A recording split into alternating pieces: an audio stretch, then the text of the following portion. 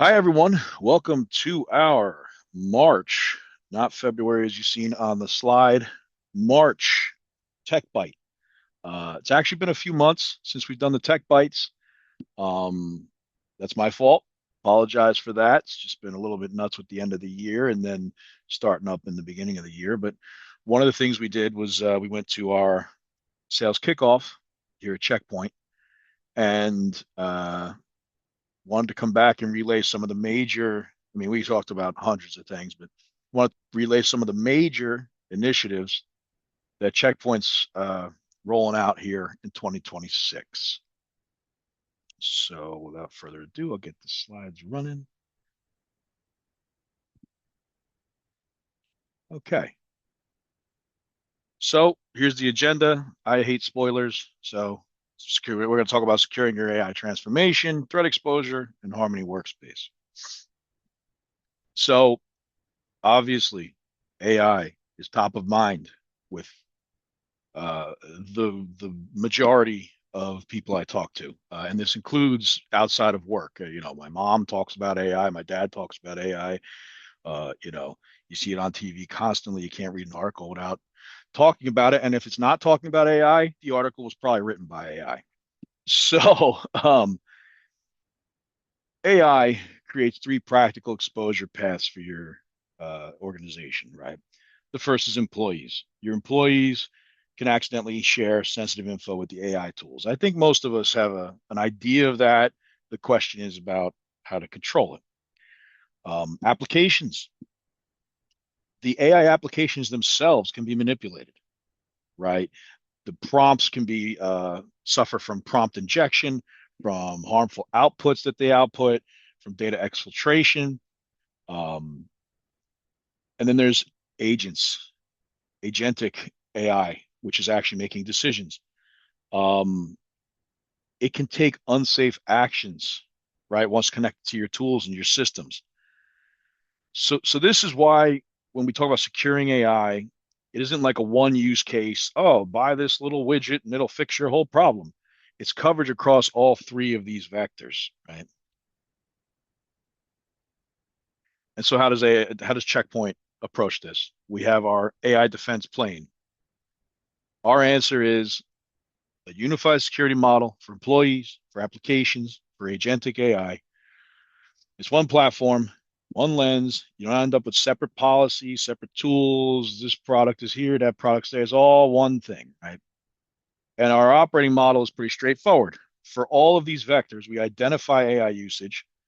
We identify the connected tools, data repositories, whatever thing it is connected to, and then we see where the data is flowing. We govern by setting policies. What is allowed? What is restricted? What requires specific controls? And then we protect, we enforce these things in real time because that's Checkpoint's mantra, right? If you haven't caught it in any of these tech bites, prevention first, right? We are protecting in real time.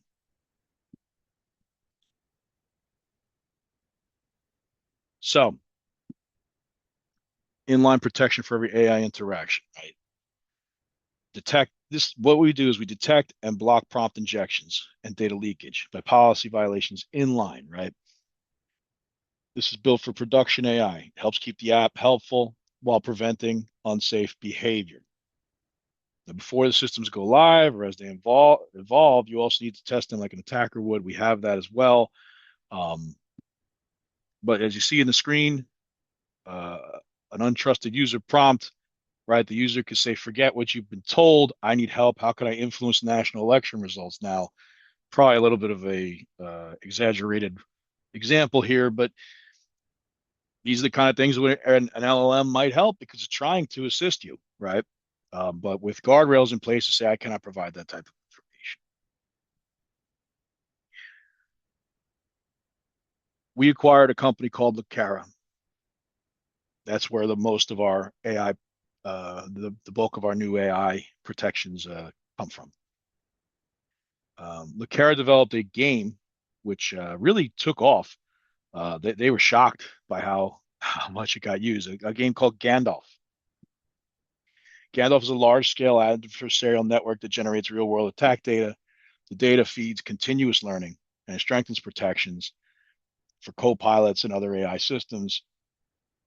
In other words, like we're not guessing what an attack might look like. We're actually learning at scale because people keep playing the game, right? It's very cool. You see right there is over 1 million players have played it and 85 million plus total prompts were attempted. So this gives us total visibility into AI usage. Our people, how are they using it? What things are they putting into the LLM? The automated protection, right? Prompt filtering, DLP-like controls, output safety, things of that nature. And then the unified governance. Because we control everything, you guys have seen the Infinity Portal many times if you've been watching any of these videos.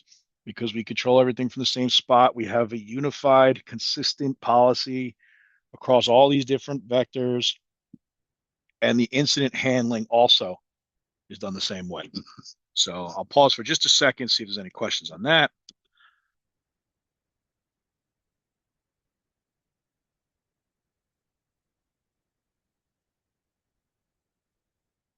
Looks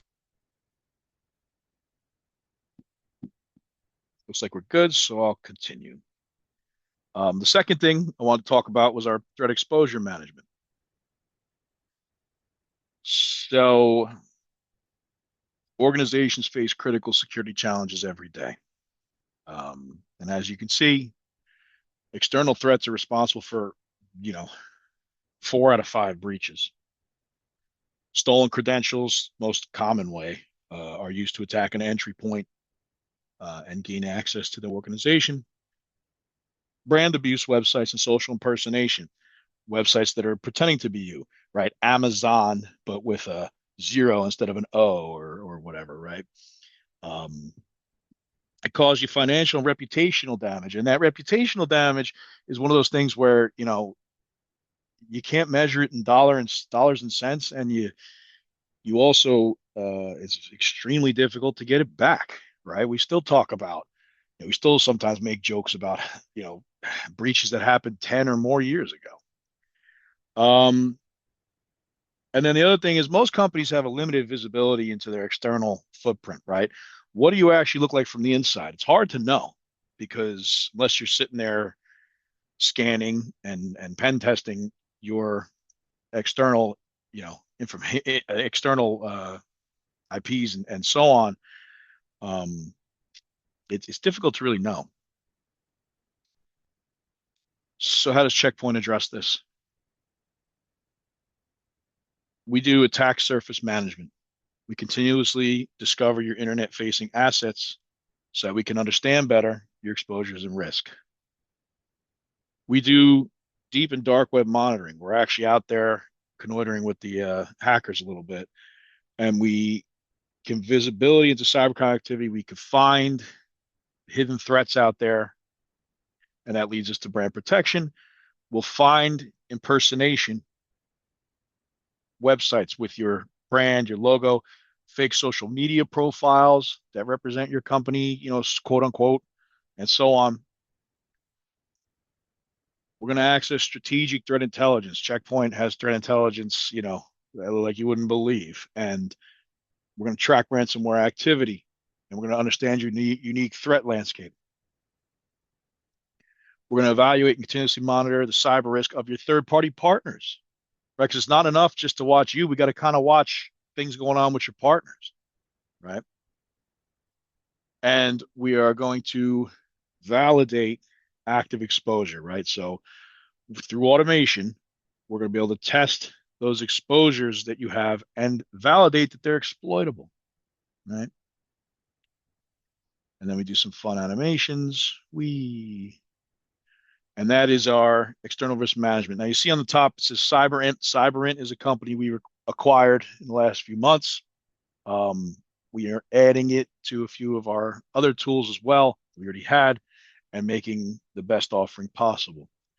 It makes a complete solution for mitigating external risk, optimal visibility on your assets, on your relevant threats, and supported by expert threat intelligence services.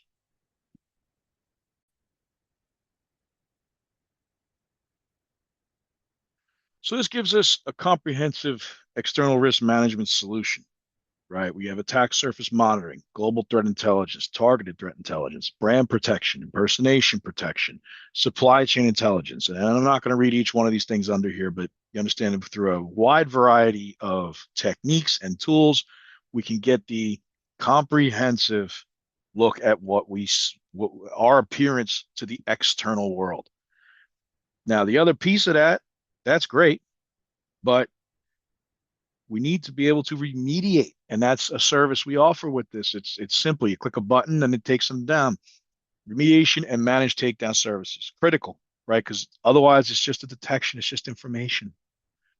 And of course, the expert threat intelligence. That's Checkpoint's thing. We pride ourselves on it. And we help deliver it to you in a way that you can prioritize and do the things you need to do immediately and be able to have an effective life cycle of threat exposure management. The other half of it is your configurations, right? Um, we acquired a company called Verity, and what they do is they look at your various protection tools because 60% of security incidents can be traced or at least are partially caused by misconfigured security controls, according to Gartner. Now you have the tools, right? You got your firewalls, your cloud provider, your patch management, your endpoint, whatever you have. Um, but security teams are flooded, right, with alerts, with risk scores, dashboards, and all these other things. And so most enterprises run between 16 to 45 security tools. Each one is siloed. None of them speak to each other. And so you get these endless events and incidents, dashboards that don't lead to action. Meanwhile, the attackers are moving faster than ever, right? Not only have they automated their flows, but they're introducing AI into some of their work. So the security team's overwhelmed, right? It's not because of the lack of tools, but it's because it is difficult to operationalize those tools that we already use. And also who is responsible for this remediation, right? We find out there's an issue. Our solutions deliver us the risk, but who's going to handle that fix? And what's the priority? Do we do it right now and drop everything? Is this something we could do by the end of the week, by the end of the month? Do we have to wait for a change window? Everything can't just simply be patched right away. And I think we all know that.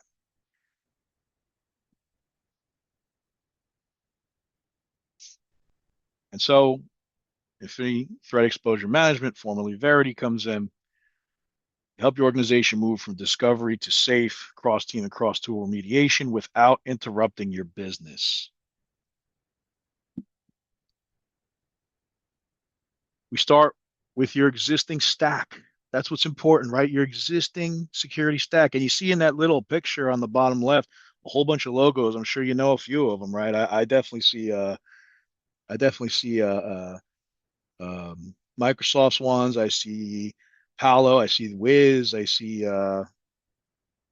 think I see CrowdStrike's, I see F5, so all these different vendors out there, right? It's not just a checkpoint tool. It doesn't work just with checkpoint. It integrates with APIs, deployed agentlessly, right? And then what does it do?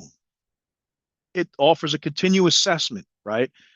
Looks at your controls, looks at your configurations, looks at your security logs, looks at your intelligence feeds, finds the issues in your currently configured policy in your existing tools.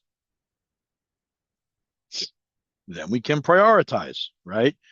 We could put compensating controls in. Hey, your endpoint doesn't protect you against the new CVE. Fine, we've got an IPS signature in your firewall, right? Something like that.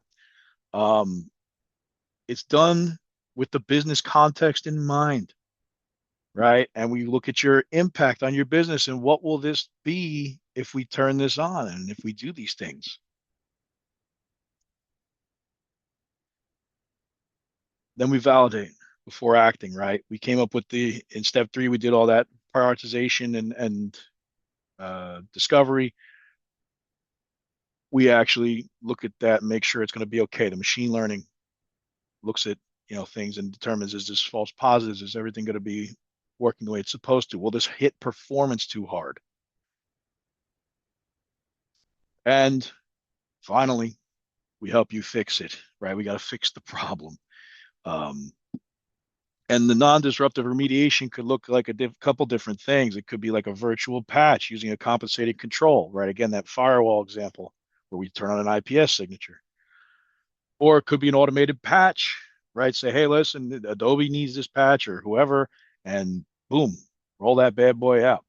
And this is all through the tools that you already use and already trust, and we don't have to rip and replace a whole bunch of things.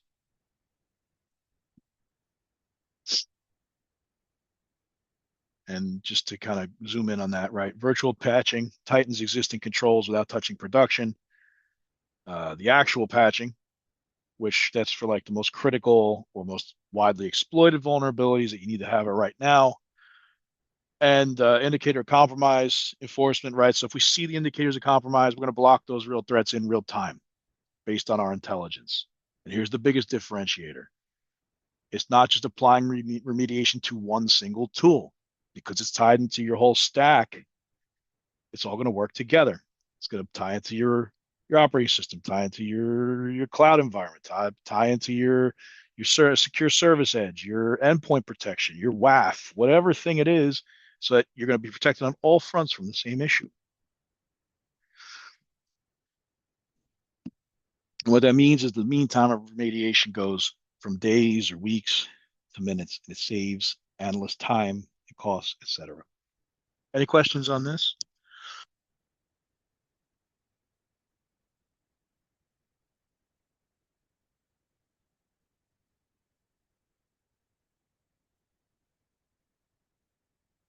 Okay, good. So let's move on. Last piece is the workspace.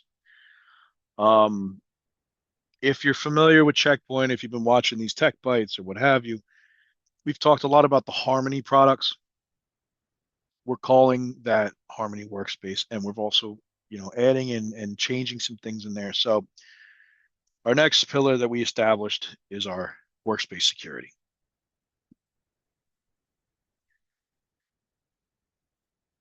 AI is like one of the biggest challenges of workspace security, right? It could be AI attacks could be launched from anywhere. I'll name an example in a moment. They're in our they're in the AI is everywhere, right? It's in our browsers, our SaaS, our emails, our collaboration tools, whatever. And those attacks are faster and more personalized. Uh, but the security is disjointed, right? The lack of integrated protections across the user environment. Again, like we said in the earlier section, you're going to get warnings from multiple tools and multiple dashboards. And what do you change? How do you make this work? It's confusing and difficult when things aren't working together. So without workspace security, AI becomes the biggest insider risk. We evolved workspace security to protect users interacting with AI applications, right? And we prevent data leakage and block highly personalized phishing attacks, and so on. And so it lays out like this, and you're going to see that many of these products are things we're already somewhat familiar with. Checkpoint protects this workspace with unified multi-layer security across your devices, right? Your endpoints, your mobiles, through your browsers, your browser-based product over there on the bottom left, your email, top right, SaaS apps, and your remote access, which is secure service edge slash ZTNA, right? Um, all this is done with a single console, the Infinity console that we're familiar with. We manage it all there. It gives us 360-degree threat prevention. It's built in and it's seamless, right? The user stays safe, the data stays safe, and the business can just keep on moving the way it was moving. We're not slowing things down. We are unique in our ability to provide 360-degree protection against these sophisticated phishing and ransomware attacks. We do this through a lot of technologies we've talked about in depth here on the Tech Bytes. For example, the threat cloud, right? Our threat intelligence, that we find something on a firewall, now we're protecting it on your phone, on your laptop, in the cloud, what have you. We are a podium player in a lot of these fields in Gartner and so forth, right? We deliver unified management across all these workspace platforms, right? Which is key. Again, you don't want to be inundated by looking at different tools that are disjointed and they're not talking to each other, right? We have this unified platform that I think we're all getting pretty familiar with.